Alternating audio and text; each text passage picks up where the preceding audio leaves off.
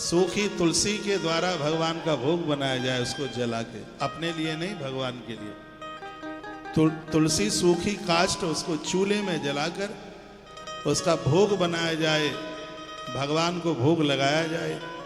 तो पद्म पुराणांतर्गत लिखा है कि 1000 वर्ष तक यदि भोग लगाने में तुमसे कोई अपराध भी हो जाता है तो 1000 वर्ष तक भगवान क्षमा करते रहेंगे। तुलसी काष्ठ को जलाकर भगवान का भोग लगाने की इतनी बड़ी महिमा। तुलसी के काष्ठ को रेगड़ कर घिस करके भगवान को जो चंदन लेपन करता है उसको 7 जन्मों तक कुष्ठ रोग नहीं हो सकता। इतनी बड़ी महिमा तुलसी के। कार्तिक माहात्म्य में चल रहा है, उसकी 100 पीढ़ियां तर जाती हैं जो दुग्ध और जल मिलाकर के तुलसी की जड़ों में अर्घ देते हैं। उसके घर में कोई दोष नहीं रहता जिसके घर में तुलसी पूजती है। परम वैष्णव बनिए। कौन से युग में आप जी रहे हैं? घर में तुलसी नहीं होती, गैया के लिए चंदिया नहीं होती, घर में गंगा जल नहीं होता, कोई 11 का व्रत करने वाला नहीं होता। आप कर क्या रहे हैं? तुलसी के प्रति पूरी श्रद्धा रखिए। कार्तिक का महीना चल रहा है और इस मास में तो तुलसी की पूजा, तुलसी का विवाह, जो तुलसी सालराम भगवान का विवाह करते हैं। आपको नहीं पता होगा, मैंने आज ही पढ़ा है, भगवान सालराम और भगवान तुलसी का विवाह करके उस समय तुलसी माँ को विदाई दी जाती है। उस समय तुलसी माँ आपके घर से बैकुंठ के लिए प्रस्थान करती है। भगवान सालराम और तुलसी मैया बैकुंठ के लिए प्रस्थान करते हैं। 1 करोड़ कन्याओं के विवाह करने का पुण्य प्राप्त होता है जो तुलसी सालराम भगवान का विवाह करता है। ताली को ज्यादा जोर से तो नहीं बजा दिया आपने। और एक बात मैंने और बढ़िया पढ़ ली है, वो ये है कि बिल्कुल जरूरी नहीं है आपने दीक्षा ली है तभी आप तुलसी पहन सकते हैं। आप बिना दीक्षा के भी तुलसी पहन सकते हैं और पहननी भी चाहिए। बस नियम इतना सा, इतना छोटा सा नियम है, इतना छोटा सा है कि कोई भी उसका पालन कर लेगा। कितना छोटा सा, एक ही बात में सगरी बातें पूरी कर दी। तुलसी धारण करने वालों को एक छोटा सा नियम है। वो नियम यह है कि जिन चीजों का भोग भगवान को लगता है उन्हीं चीजों को खाइए, जिनका भोग भगवान को नहीं लगता तुलसी पहनते ही उसको छोड़ दीजिए। छोटी सी बात है। भगवान गुटखा खाएं तो आप भी खा लो, भगवान सिगरेट पिए तो आप भी पी लो, हाँ, वो भी पौआ लगाएं तो आप भी लगाते रहो। यदि इन चीजों को उन्हें जरूरत नहीं है तो हर वैष्णव जनों को भी फिर उनकी उसकी जरूरत नहीं होनी चाहिए। जीवन बदल जाएगा। एक तुलसी कल्याण कर देगी। तुलसी का एक नाम है नंदिनी। नंदिनी का मतलब है जो सबको आनंद देती है। जो सबको आनंद देगी तो वो फिर तुम्हें आनंद क्यों नहीं देगी? तुलसी का एक नाम है विश्व पावनी। तुलसी से हवा स्पर्श करती हुई जाती है, पवित्र कर देती है। जो पूरे विश्व को पावन कर देती है वो तुम्हारे घर को पवित्र क्यों नहीं करेगी? तुलसी का एक नाम है विश्व पूजिता। पूरी दुनिया जिसकी पूजा करती है इसलिए उसका नाम विश्व पूजिता है। इसका दूसरा अर्थ है जो तुलसी की पूजा करेगा पूरी दुनिया उसकी पूजा करने में लग जाएगी, इसलिए भी इसका नाम विश्व पूजिता।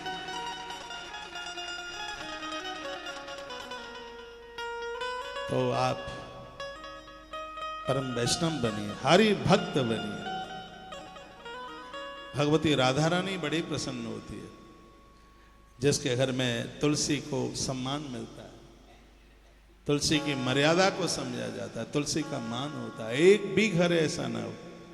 और मैंने तो आज के प्रवचन में बोल दिया है कि मैं आपके घर आऊं और आप मुझे दूध या पानी पिलाएं तो मैं कहूंगा कि पहले कंठ की तुलसी दिखाओ। तुलसी पहनी है इसे।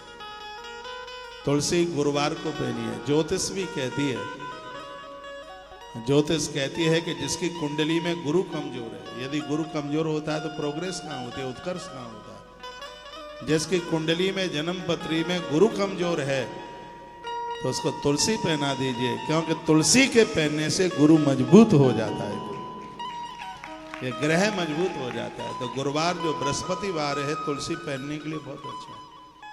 तुलसी को पहनने से पहले उसको रात में घी में डालिए। तुलसी घी में पड़ी रहेगी तो उसके मनियाँ चटकेंगे नहीं और धागा टूटेगा नहीं।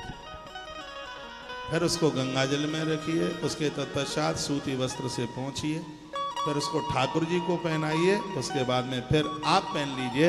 आनंद की बात यह है कि सूतक पातक में और नारी के ऋतुकाल समय पर भी कंठ की कंठी कभी दूषित नहीं होती, ये इसका प्रभाव है।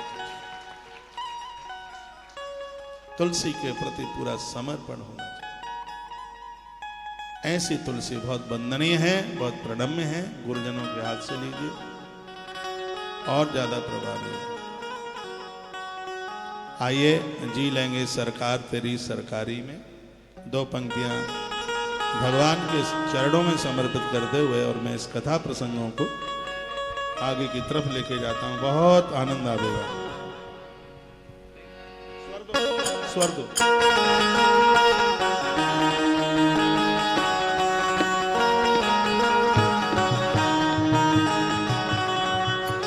जी लेंगे सरकार तेरी सरकारी में, जी लेंगे सरकार तेरी सरकारी में,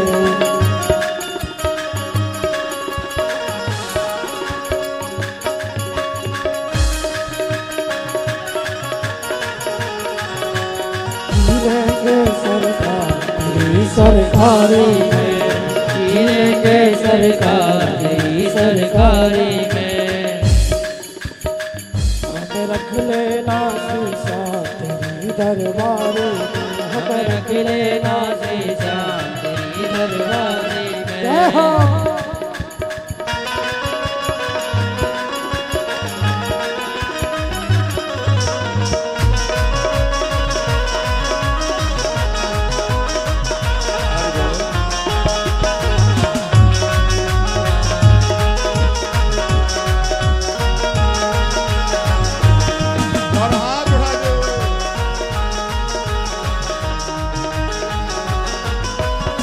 तेरा रुतबा तेरा नजारा तो जहाँ से न्यारा है, तेरा रुतबा तेरा नजारा तो जहाँ से न्यारा है। दिलबर मेरे तुमसा न कोई, दिलबर मेरे तुमसा न कोई, लगता मुझको प्यारा है, दिलबर मेरे तुमसा न कोई, लगता मुझको प्यारा है।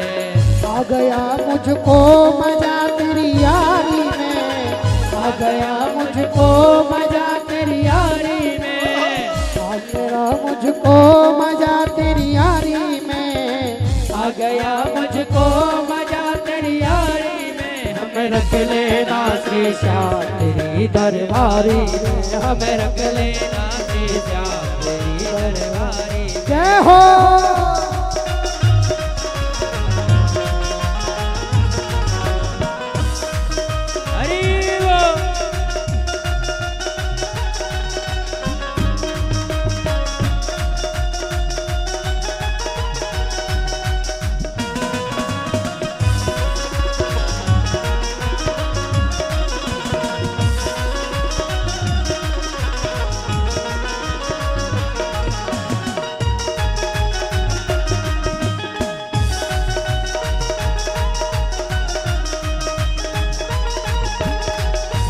जो भी कर दे बाबा ऐसा ही करूं, तुम जो भी कर दे बाबा काम वैसा ही करो। तेरे लिए घर बनना पड़े तो, तेरे लिए घर बनना पड़े तो, तेरे दर पर ही भरूं, तेरे लिए घर बनना पड़े तो, तेरे दर पर ही भरूं। क्या रखा है ऐसी रिश्तेदारी में, क्या रखा है ऐसी रिश्तेदारी में, क्या रखा है ऐसी रिश्तेदारी में, क्या रखा है ऐसी रिश्तेदारी में। हमें रख लेना शीशा तेरी दरबारी में, हमें रख लेना शीशा तेरी दरबारी में। झीलेंगे सरकार तेरी सरकारी में, झीलेंगे सरकार तेरी सरकारी में, झीलेंगे सरकार तेरी सरकारी में, रख लेना त्रिजा तेरी दरबारी में, हम रख लेना त्रिजा तेरी दरबारी में। श्याम प्यारे की जय हो। हरि बोल।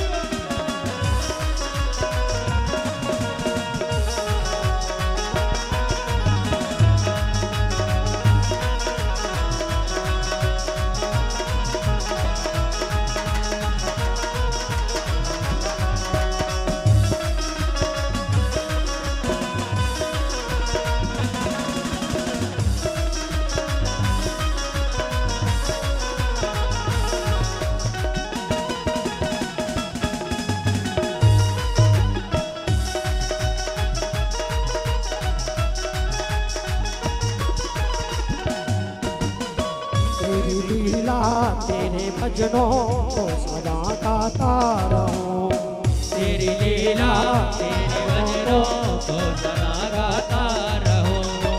ऐसी कृपा कर दे बाबा, ऐसी कृपा कर दे बाबा, कर तेरे आता रहूं, ऐसी कृपा कर दे बाबा, दर तेरे आता रहो।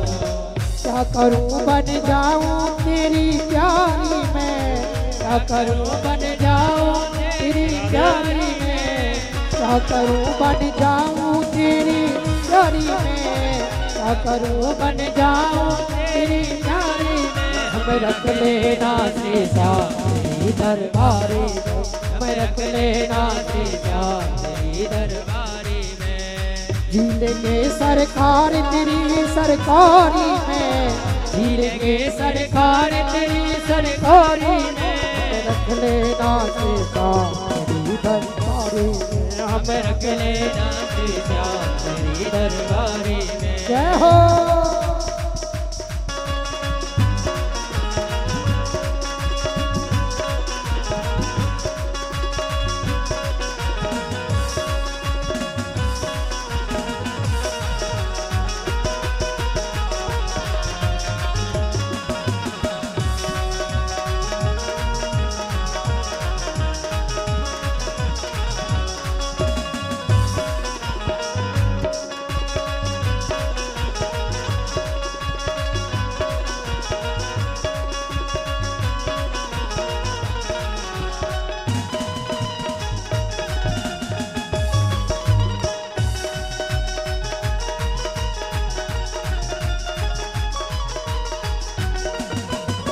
तेरा रुतबा तेरा नजारा तो जहाँ से न्यारा है, तेरा रुतबा तेरा नजारा तो जहाँ से प्यारा है। ओ दिलबर मेरे तुम सा न कोई, दिलबर मेरे तुम न कोई, लगता मुझको प्यारा है, दिलबर मेरे तुम न कोई, लगता मुझको प्यारा है। आ गया मुझको मजा तेरी यारी में, आ गया मुझको मजा तेरी यारी में, आ गया मुझको मजा तेरी यारी में, आ गया मुझको मजा तेरी यारी में। हम रख लेना सीता तेरी दरबारी में, हम रख लेना सीता तेरी दरबारी में।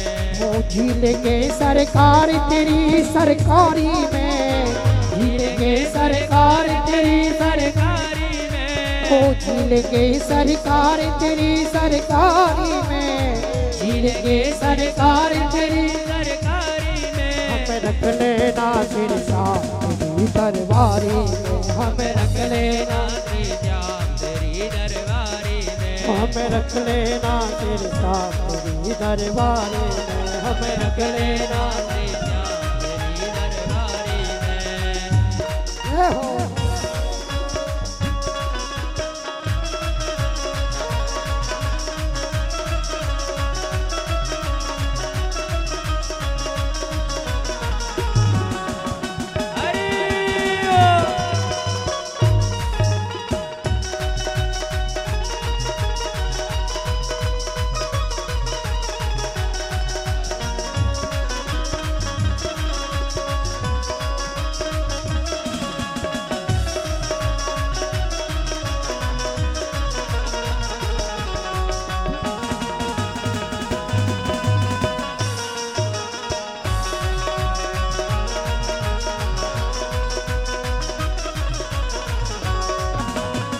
तेरी लीला मेरे भजनों को सदा गाता रहूं।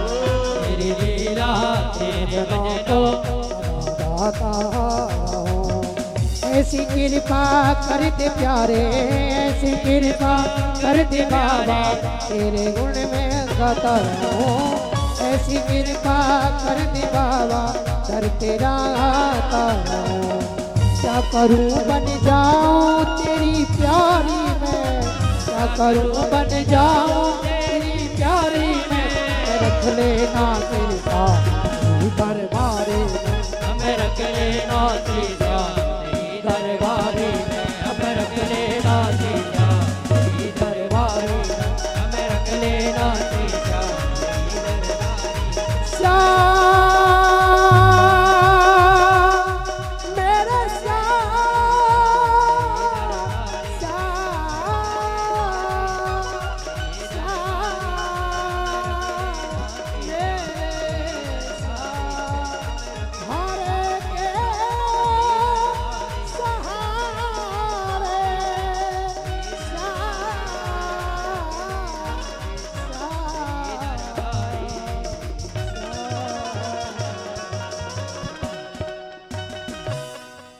बोलिए कुंज बिहारी लाल की जय श्री हनुमंत बलवंत महाराज की जय जय। श्री राधे। थोड़ा ठीक से सुन लीजिए जो कि मैं निवेदन कर रहा था। निवेदन इतना सा था कि बचपन में माँ चाहिए, युवा अवस्था में महात्मा चाहिए। बच्चों का विवाह हुए उससे पहले संत गुरुजनों के हाथ उन्हें सौंप दीजिए। ये पतंग की तरह, पतंग का धागा यदि किसी के हाथ में है तो वो ऊंचाई पकड़ लेती है, उठती हुई जाती है। बच्चों को यदि कोई संभाल लेगा उनकी तरक्की हो जाएगी, उनका उत्कर्ष हो जाएगा। तो बचपन में माँ, जवानी में महात्मा। जितने भी वानप्रस्थी मुझे सुन पा रहे हैं, अब आपके लिए चाहिए परमात्मा। ईश्वर के बिना काम नहीं चलेगा। बालू के मथने से उसमें से तेल निकल सकता है, ये संभव है, लेकिन हरि के बिना जीव का कल्याण हो जाए ये बिल्कुल भी संभव नहीं है। भगवान चाहिए, परमात्मा चाहिए। तो वर्णन किया है कि उस अदिति ने, जिसके पास संस्कारों की कोई चीज नहीं थी, माता का असर बच्चों के ऊपर पड़ता ही है। जिस समय इन बच्चों ने वहां उसकी कोख से जन्म लिया, मैत्रेय जी कहते हैं ब्रह्मा जी के कहने से अंधकार का कारण जानकर देवताओं की शंका निवृत्त हो गई। एकदम अंधेरा हो गया था जब यह गर्भ में आए। लगा हाहाकारो महानासी द्वीप विमान गृष पुत्र का। विमान पर बैठ करके ऊपर से आए थे, भगवान के पार्षद थे। ये विमान में बैठे, अंधकार हो गया, अंधेरा हो गया, हाहाकार मच गया था चारों तरफ। पर यह पता लगा कि दिति गर्भ धारण कर रही है कि ऐसे इसलिए वह दितस्तु भर्तुरादेशात पत्य परिसंकिनी पुणे वर्षतई साधी पुत्रई प्रसवो यम। 2 बच्चों को इस नारी ने 100 वर्ष तक पेट में रखा। 100 साल तक पेट में रखा है, उदर में रखा अपने। इधर दिति को अपने पतिदेव के कहे अनुसार पुत्र की ओर से उपद्रव आशंकाएं, उत्पात व्यवस्था निपेतु जायमान। वो दुर्योधन भी जब पैदा हुआ था तो बड़े उत्पात हुए थे। उसने तो खर की आवाज में रोना शुरू किया था। जब इन दोनों का भी जन्म हुआ, जहां तहां पृथ्वी और पर्वत कांपने लगे थे। एक संग इन दोनों का जन्म हुआ था, बड़ा वाला हिरण्यकश्यप और छोटा वाला हिरण्याक्ष। एक ही साथ दोनों का जन्म हुआ। सब दिशाओं में दाह होने लगा। अभी हम गरुड़ पुराण में वहां सुना रहे थे कि जिसके घर में एक साथ 2 बच्चे हुए, यमल बेटा बेटी 2 बच्चों का एक संग जन्म हुआ है, उन्हें श्राद्ध में अमावस्या का श्राद्ध जरूर करना चाहिए, अवश्य में करना चाहिए। उसका पूरा का पूरा विस्तार पूर्वक मैंने बोला था वह। तो जगह जगह उत्पात होने लगा, बिजलियां गिरने लगी। ये दोनों का जन्म एक संग हुआ। बार बार साए साए करती हुई हवा वृक्षों को खाड़ते हुई पेड़ जिसमें धराशायी हो रहे थे। और बड़ा अपशकुन हो रहा था। बिजली जोर जोर से चमक रही थी, मानो खिलखिला रही हो। उदभस्ताड़ितम बहुध घटया नष्ट भागड़े व्योमनी प्रविष्ट तमसा निस्मा व्यादृशते पदम। घटाओं ने ऐसा सघन रूप धारण किया कि सूर्य चंद्रमा आदि ग्रह के लुप्त हो जाने पर आकाश में बिल्कुल गहरा अंधेरा छा गया था। उस समय कहीं कुछ भी दिखाई नहीं देता था। हिरण्याक्ष हिरण्यकश्यप जैसी औलाद संतान जन्म होगी तो ऐसा ही होगा। समुद्र दुखी मनुष्य की भांति कोलाहल करने लगा। परेशान था सागर। उसमें ऊंची ऊंची तरंगें उठने लगी और उसके भीतर रहने वाले जीवों में बड़ी हलचल मच गई। नदियां तथा अन्य जलाशयों में भी बड़ी खलबली मच गई। ऐसा लग रहा था कि पानी में आग लग गई हो। हिरण्याक्ष के जन्म पर, हिरण्यकश्यप के जन्म पर ऐसे अपशकुन होने लगे। सूर्य और चंद्रमा बार बार ग्रसे जाने लगे तथा उनके चारों ओर अमंगल सूचक मंडल मंडराने लगे। बिना बादलों के ही गर्जने की आवाज सुनाई पड़ रही थी। गुफाओं में से रथ की घड़घड़ाहट की आवाज शब्द सुनाई पड़ रहे थे। गांवों में गीदड़ और उल्लुओं के भयानक शब्द सुनाई पड़ रहे थे। स्यारियां मुख से दहकती हुई आग उगल रही थी। सर्व प्रकार से अमंगल ध्वनि होने लगी। जहां तहां कुत्ते। इसका अर्थ आप समझ रहे हैं? इसका मतलब क्या है? इसका मतलब यह है कि बेढंगे समय में औलाद को बिना संस्कार के जन्म दिया जाएगा तो धरती पर ऐसे ही हलचलें मच जाएंगी, ऐसी ही दिक्कत हो जाएगी। निशाचर पैदा हो जाएंगे, राक्षस पैदा हो जाएंगे, जैसे धरती माता दुखित होगी। धरती पर क्विंटलों का वजन आप डाल दें, धरती को कोई पीड़ा नहीं होती, धरती को कोई कष्ट नहीं होता। लेकिन धरती पर एक शराबी चलता है, धरती पर एक लंपट चलता है तो धरती मोटे मोटे आंसुओं से रोती है। इस बढ़िया संतान को जन्म देने में माता पिता का ही बहुत बड़ा हाथ है। याज्ञवल्क्य संहिता में बहुत विस्तार पूर्व से वर्णन किया गया है कि अच्छे बच्चों को जन्म देने के लिए 10 महीने पहले से संयमित जीवन जिया जाता है। धरती पर सोया जाता है, एक बार भोजन किया जाता है, दूध दही अपने आहार में उसको लिया जाता है, जप किया जाता है, ब्रह्मा जी का मंत्र जपा जाता है। इसमें वो मंत्र है ओम ब्रह्मणे नमः। पति और पत्नी दोनों इस मंत्र को जपती हैं। गर्भ में जब संतान चल करके आ जाती है फिर वो गोपाल बीज मंत्र है, ओम ऐम ओम क्लीम कृष्णाय गोविंदाय गोपी जनवल्लभाय स्वाहा। फिर वो इस मंत्र को जपना वो शुरू कर देते हैं। कहीं बेढंगी जगहों पर वो जाते नहीं। गर्भिणी नारी के कच्छ में दिया घी का जलाया जाता है। देवी देवताओं की तस्वीरें लगाई जाती हैं। वह नित्य बेलपत्र और तुलसी पत्र का वो दर्शन करती है। तब कहीं बढ़िया सी संतान जन्म लेती है। खान पान को बहुत संभाला जाता है, समय को देखा जाता है, तिथियों को देखा जाता है। यदि बेशमय में गर्भ में संतान चल करके आई तो ऐसा ही हो जाएगा जैसा यहाँ इस ग्रंथ में वर्णन किया जा रहा है। उस जमाने में हिरण्याक्ष और हिरण्यकश्यप से सब लोग बड़े दुखी थे। वही वर्णन किया गया। खराश कर कसई छत्तई घृग नित्तो धरातलम। हे विदुर, झुंड के झुंड खर गधे अपनी कठोर खुरों से पृथ्वी को खोदते और रेंकने के शब्द करने वाले मतवाले होकर इधर उधर दौड़ रहे थे। पंछी भी घोंसलों में से बाहर निकल करके अपनी चोंच और अपने पंख फटफटा रहे थे। अपने खरकों में बंधी हुए और वन में चलने वाली गाय और बैल आदि पशु डर के मारे मलमूत्र का त्याग कर रहे थे। गौएं ऐसी डर गई थी कि दुहाने पर उनके थनों से खून निकलने लगा दूध की जगह पर। गायों के थनों में दूध नहीं रहा। जब ये दुष्ट ये दोनों के दोनों पैदा हुए, गायों के थनों का दूध खत्म हो गया था और उसमें से खून निकलने लगा।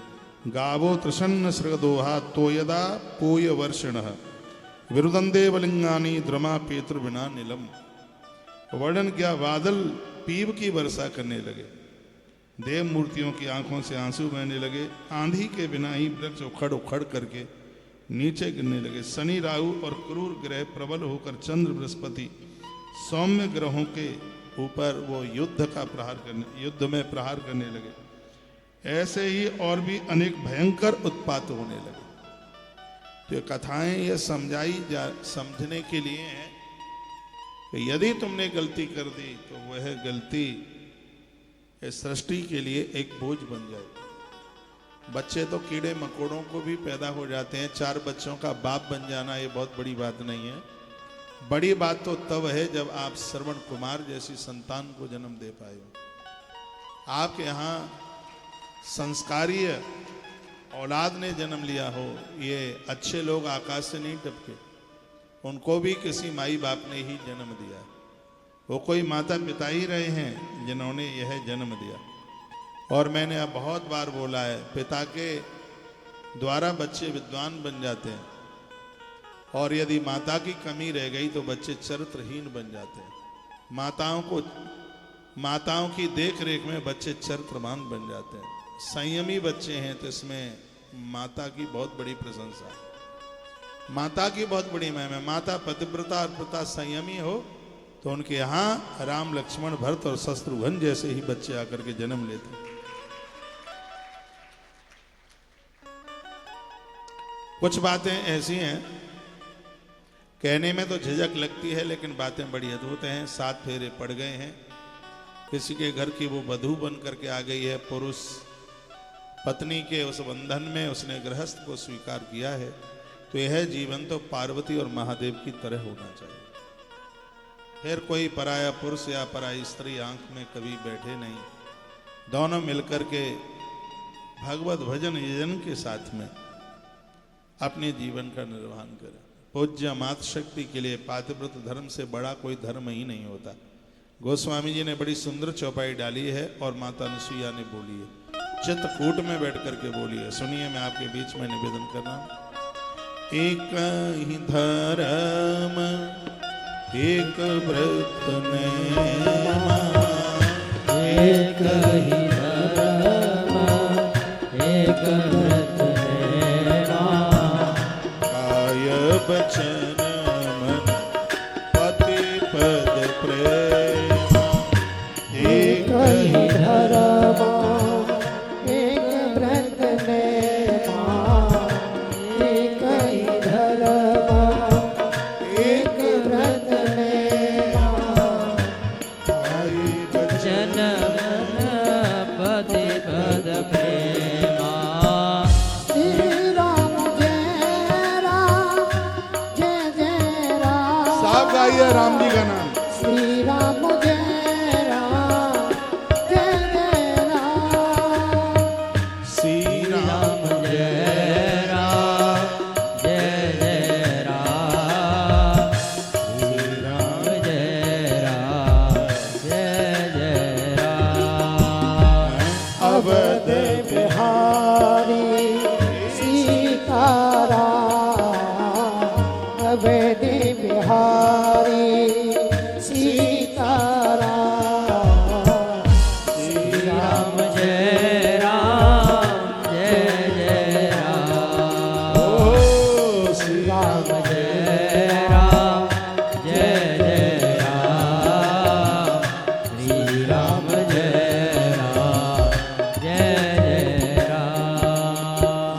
अवध बिहारी सीताराम, अवध बिहारी सीताराम। श्री राम जय राम जय जय राम, श्री राम जय राम, जय जय राम। श्री राम जय राम, जय जय राम।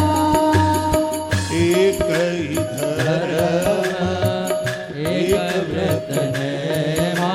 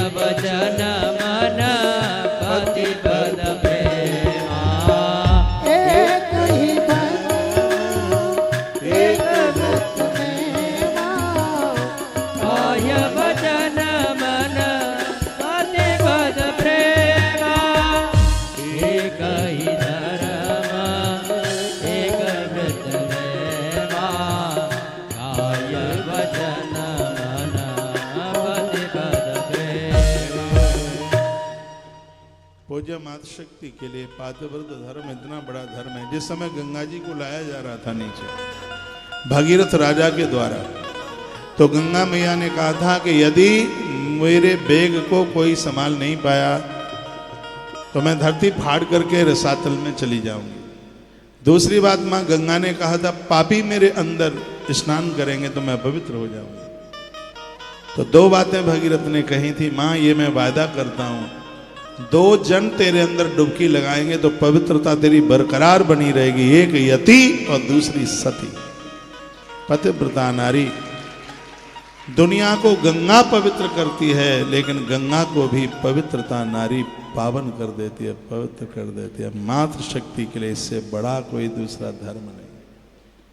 2 दिन बाद करवा चौथ आ रही है, लड़ना मत, घर में झगड़ना मत, नहीं तो करवा चौथ के दिन मैंने एक मर्द को पिटते हुए देखा है। हंसाने के लिए मैं नहीं बोल रहा हूं। 2000 की धोती साड़ी लेके आया था, उसको 5000 की चाहिए थी। करवा चौथ का व्रत कर रही है, चप्पल उठा करके और पति के मुंह में मार रही है। सच मानिए पति परमात्मा है, ग्रंथ तो यही कहता है। नारी शक्ति है। जो नारी अपने पति का आदर सम्मान करती है उसको 4 धाम जाने की जरूरत ही नहीं पड़ती, 4 धाम उसके घर में चल के आ जाए। पति उस नारी का गुरु है, पति उसका परमेश्वर है, पति उसका भगवान है।